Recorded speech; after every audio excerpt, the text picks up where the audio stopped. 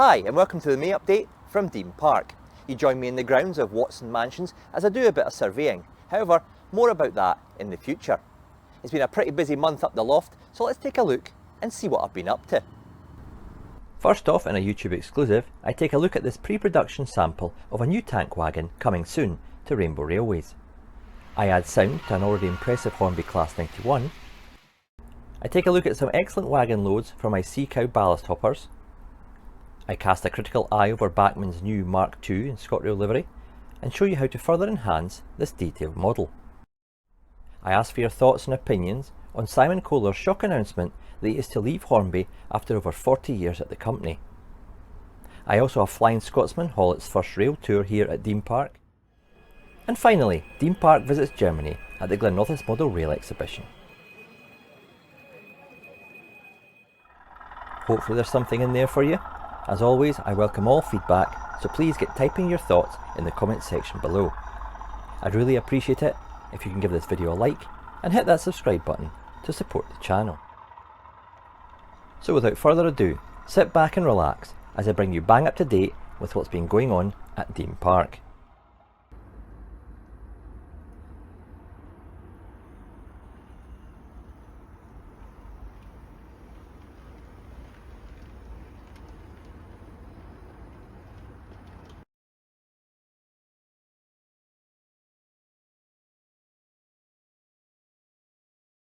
Here I have a pre-production sample of the forthcoming Revolution TUA China clay wagon.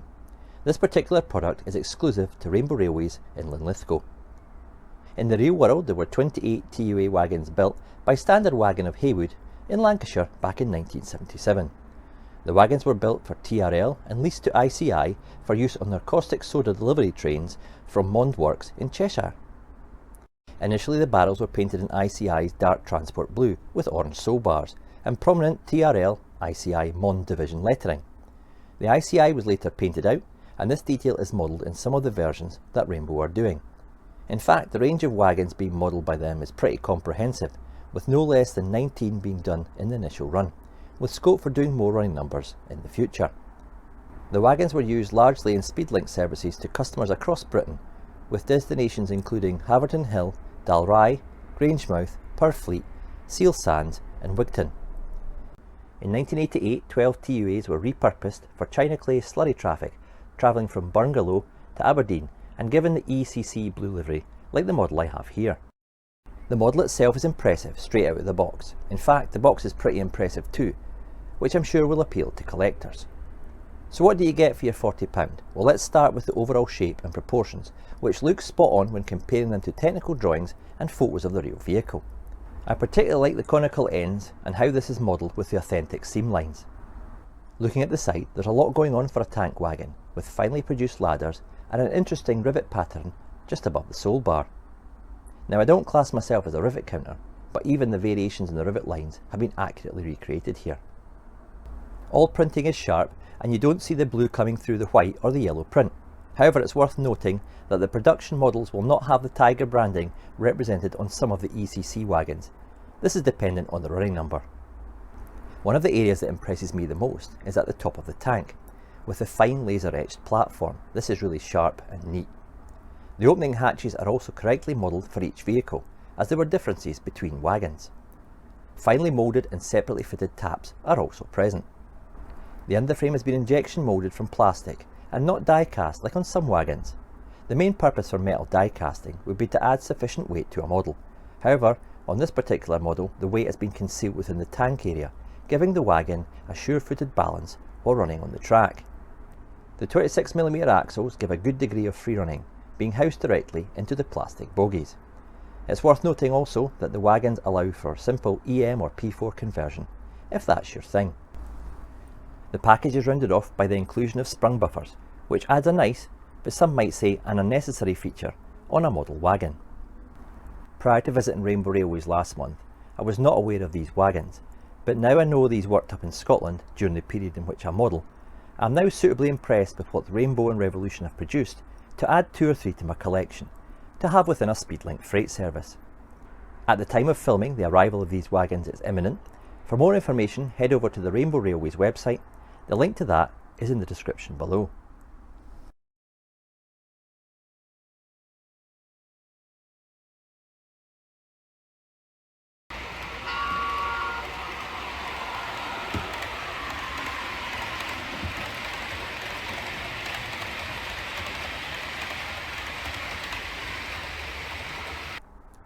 It's just over 12 months since I received my first new Hornby Class 91 locomotive. In that time I've added every new one that's been released, which now totals 5, with a 6th one due very soon. While coming in for some early criticism, these models do perform as I expected. The initial ones could be guilty of a bit of wobble, but this has been rectified on subsequent releases. One thing, however, that was missing from my fleet was a sound-fitted example. Sound fitting an AC electric is something I've never really considered, even since picking up my first electric loco back in 2015, that being the impressive Bachmann Class 85. It was only after hearing the incredible sounds that came out of the Acuroscale 92 that I thought about adding more sound to my AC fleet. The video link for the Class 92 video is at the top of the screen now. In pole position for this upgrade was the Class 91, and in particular the Swallow liveried one. It's the model I use more often, with the other 91s of the GNER, LNER, For the Fallen and Battle of Britain liveries being part of the collection as well. Last month I took the plunge and bought an ESU sound decoder from Roads and Rails, with a twin speaker setup. These speakers sit neatly on top of the gearboxes, with the sound escaping through the etched vents on the roof of the Class 91's body. I'll let you hear some of the sounds as the loco goes through its startup. Once on the move, the sound is less irritating than the ongoing grumble of a diesel, even if it does lack the thrill of that diesel power-up and thrash. Have you fitted any of your AC electrics with sound? What loco have you upgraded, and would you recommend it to others? I look forward to reading your comments.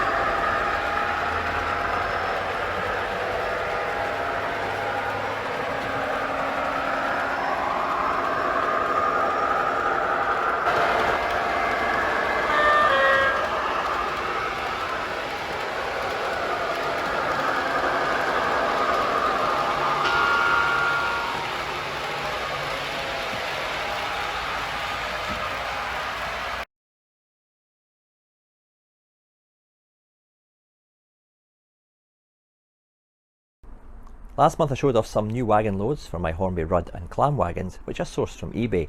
If you look back at the April update, I share the seller's details.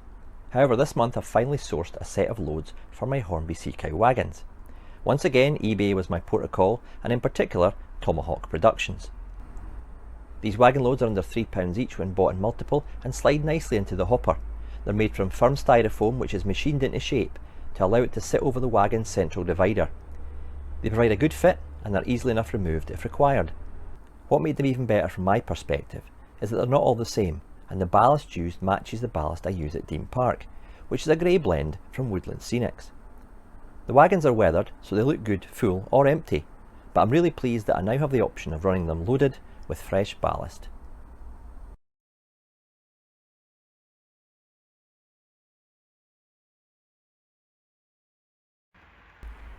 Back in April, I finally took delivery of my Bachmann Mark II coaches from Scooney Hobbies. The initial coaches were announced way back in 2019, so you could say they were well overdue. The coaches came in 3 packs, a single first corridor coach, a single standard open, and finally a twin pack of standard opens, which was added to the Bachmann range in their spring announcements of this year. This allows you to make up an authentic 4-coach train with different coach running numbers. Now you might be wondering why there is no standard open brake within the rake. Well, in reality, the Mark II coaches ran with either a Mark IIF DBSO or a full Mark I BG coach, providing space for the guard and any luggage or cargo. I can't find any evidence of a Mark IIA BSO being painted in the ScotRail colours. However, I might be proven wrong there. These coaches are in essence Mark IIA vehicles, but designated 2Z due to the fitting of disc brakes.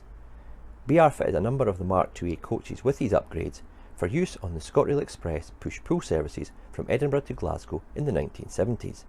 These were top and tail between 2 Class 27s for work on this route. After the introduction of the Class 47/7s and Mark IIIs at the end of that decade, the Mark II coaches reverted back to normal local hauled services but retained their disc brakes. They operated services out of Edinburgh to Stirling and Perth, and also saw use on other services across to Glasgow, Aberdeen and further afield. Despite being in the Bachmann range for a number of years, this model is an exceptionally good representation of the widely used Mark IIA coach. The shape and profile are well captured, as are the subtle curves of the tumble home and at the ends of the coaches. The roof is well defined, with air vent details neatly moulded and finished. The glazing is thin, ensuring any prismy effect is kept to a minimum, with tiny no smoking and first class details neatly printed on the inside of this. Looking at the detailed interior, it's clear that Bachmann have upped their game here, perhaps in response to the forthcoming Mark II from Accurascale. This coach is really well decorated, with seats and tables being picked out in the correct colours for the era. Adding some passengers would further elevate this already impressive package, as would adding interior lighting. Door handles and other exterior details are neatly picked out in the correct colours, and this detail extends to the ends of the coaches, where the data panels and separately fitted grab rails are extremely good. Overall, this coach is an exquisitely presented and finished model. However, I have noticed some very slight warping of the coach along its length.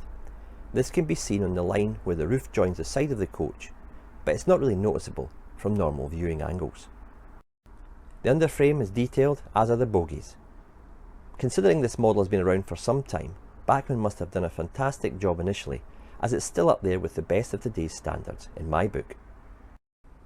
Even with all the Mark IIB and C coaches come from Accurascale later this year, I can still see these Bachmann coaches holding their own against the brand new toolings. It'll be interesting to have them side by side so I can give a definitive answer to that. The bogies are free from any couplers due to the effective kinematic design on this model. One area, however, that Bachmann did omit was the fitting of disc brakes onto their blackened turned metal wheels. This, however, is easily modified with an evening's work and some laser etched discs from Stenson's models, which are sold by Will's Workbench. The link to that website is in the description below. These come in a pack of 24 and have the product code CC02W.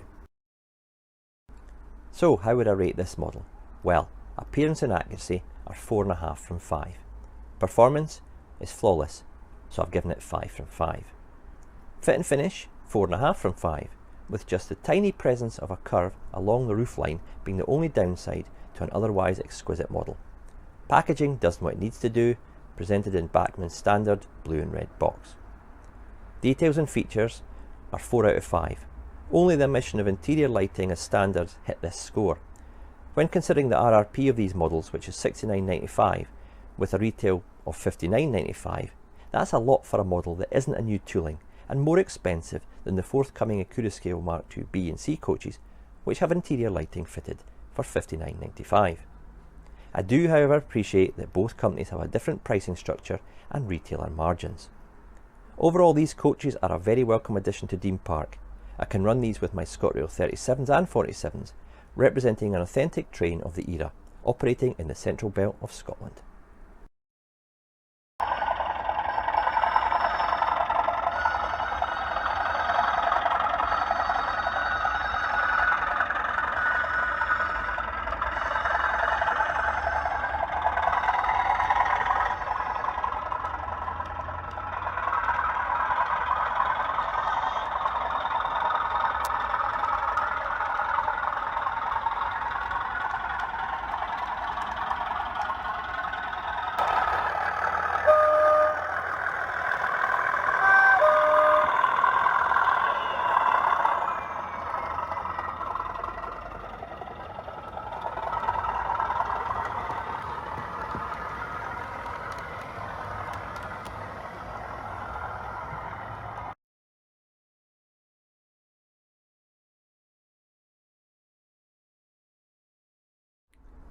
As most of you will know, it was announced this month that the Marketing and Product Development Director at Hornby, Simon Kohler, is to leave the company at the end of May this year.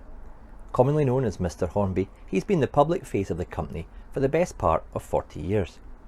I, like so many of you, will have had a good relationship with Simon, chatting to him at shows and communicating with him via email, so it was a shock when I heard he was leaving Margate.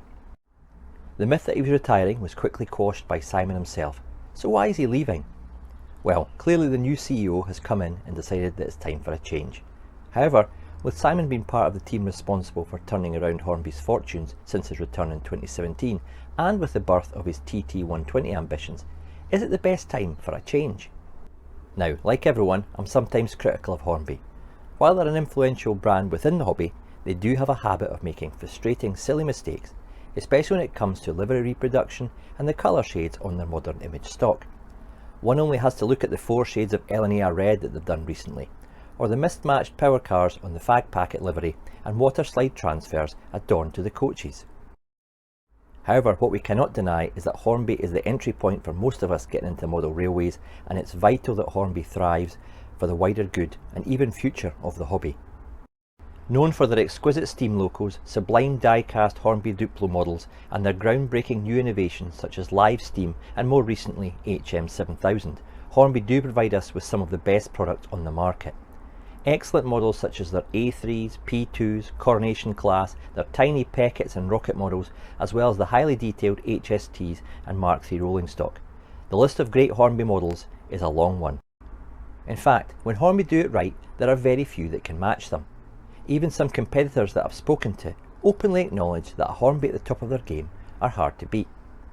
So, with all this to consider, is it a wise time to ask Simon to clear his desk and to give him an oil painting of a Spitfire, a gold pocket watch, and to ask him to shut the door on his way out? I'm not so sure. On the flip side, perhaps Hornby do need a shake-up, and some new blood might bring a shift in emphasis and get Hornby taking on those that have nibbled away at their core product over the last couple of years. Hornby also need to be more consistent and get their liveries spot on every time. They need better quality control and perhaps focus on some tools and retools of their ageing diesel models. In fact, you only have to look at the core Hornby diesels being retooled by rivals to see that the level of competition in the marketplace is more cutthroat than ever before. Hornby need to react quickly or lose out. It's a topic I'd like to revisit and a discussion I'd like to have, so please add your thoughts in the comment section below or join my Dean Park Station Close Facebook group to add your thoughts. I'll revisit this and share some of your comments in next month's update.